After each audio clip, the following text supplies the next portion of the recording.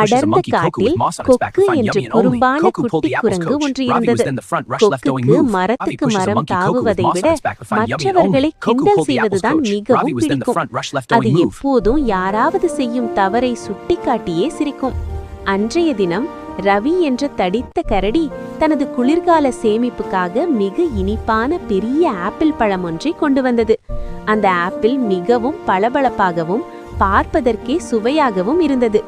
கரடி ரவி, இந்த ஆப்பிளை நான் இந்த இரகசிய இடத்தில் பத்திரமாக வைக்கிறேன், யாரும் எடுக்க முடியாது என்று சொல்லிவிட்டு அதை ஒரு பெரிய கல்லுக்கு அடியில் மறைத்து வைத்தது. கொக்கு குரங்கு ஒரு மரத்தின் உச்சியில் ஒளிந்திருந்து இதை பார்த்தது.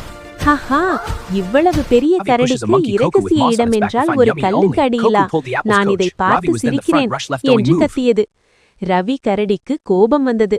அது திரும்பி பார்க்க அதற்குள் கொக்கு அடுத்த மரத்துக்கு தாவிவிட்டது. ரவி அங்கிருந்து சென்றதும் கொக்கு மெதுவாக கீழே இறங்கி வந்தது. கிண்டல் செய்ய வேண்டும் என்ற எண்ணத்தில் அந்த பழத்தை எடுக்காமல் அதைவிட ஆழமான ஒரு குழியை தோண்டி பழத்தை அதில் வைத்து மீண்டும் கல்லை மேலே மூடிவிட்டு போனது. இப்போது ரவிக்கு தெரியட்டும் இரகசிய இடம் என்றால் எப்படி இருக்க வேண்டும் என்று சிரித்துக்கொண்டே கொக்கு மேலே சென்றது. மாலையில் பசி அதிகமாக ரவி கரடி வந்தது. கல்லை நகர்த்தி பார்த்தது. ஆப்பிள் இல்லை. ஐயோ, யார் எடுத்தது? நிச்சயமாக அந்த கிண்டல் குரங்கு கொக்குதான் எடுத்திருக்கும் என்று கோபத்துடன் கொக்குவை தேடி சென்றது.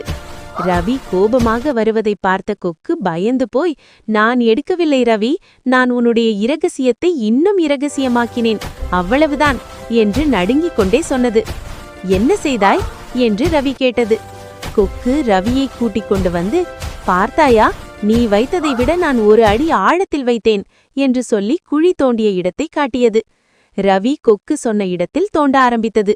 தோண்டிக்கொண்டே சென்றது, ஆழமாக ஆழமாக. ஆனால் அங்கே ஆப்பிள் இல்லை. இங்கே இல்லையே கொக்கு என்று ரவி கத்தியது. கொக்கு குழப்பத்துடன் குனிந்து பார்த்தது. ஆப்பிள் இல்லை. திடீரென அந்த ஆப்பிள் பழம் அவர்களின் முதுகுக்கு பின்னால் இருந்த மற்றொரு சிறிய மரத்தின் உச்சியில் தொங்கிக் கொண்டிருந்தது. அப்போது சின்னி அணில் அங்கிருந்து வந்தது. என்ன தேடுகிறீர்கள் நண்பர்களே? இந்த குழியை யார் தோண்டியது? நான் கீழே இருந்து உற்று பார்த்து கொண்டிருந்தேன். கொக்கு அந்த குழியில் ஆப்பிளை வைக்கவில்லை, ஒரு பெரிய மண்புழுவை வைப்பது போல இருந்தது. கொக்குவும் ரவியும் குழப்பத்துடன் பார்த்தனர். கொக்கு கிண்டல் செய்வதிலேயே கவனம் செலுத்தி பழத்தை மீண்டும் வைக்க மறந்து அவசரத்தில் வெறும் மண்ணை மட்டுமே மூடிவிட்டு சென்றுவிட்டது. ரவி கரடி, கிண்டல் செய்வதை விட வேலையை ஒழுங்காக செய்ய கற்றுக்கொள் கொக்கு என்று சிரித்தது. கொக்கு தனது தவறை உணர்ந்து தலைகுனிந்தது. அன்று முதல் கொக்கு மற்றவர்களை கிண்டல் செய்வதை குறைத்துவிட்டு